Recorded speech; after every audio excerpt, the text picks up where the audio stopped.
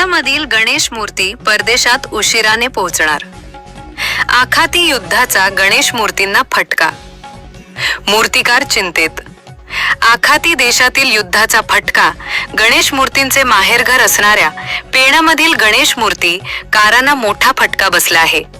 JNPT बंदरात इतर शेतमालाचे कंटेनर बंदरात अडकून पडल्याने गणेश मूर्ती घेऊन जाणारे कंटेनर ठेवण्यास जागा नसल्याने याचा परिणाम मूर्तिकारांना सहन करावा लागतोय.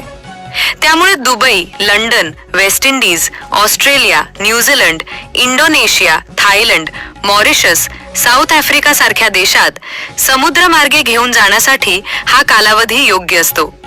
मात्र आता युद्धाचा भडका उडाला असल्याने मूर्तींची परदेशवारी लांबणीवर जाण्याची शक्यता आहे. युद्धाचा परिणाम 30 दिवस युद्ध चालूच आहे. आमचे जवळजवळ 15-20 मूर्त्या जायच्या एक बाहेरच्या देशात.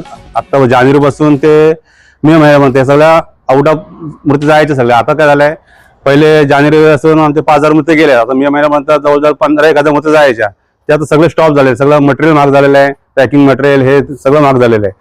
आणि आता ते आम्ही सगळं बँक लोन करून सगळे काम करतो. आता बँकेचे लोन कसे फेडायचे हे आमच्यावर मोठं आर्थिक संकट आलेलं आहे.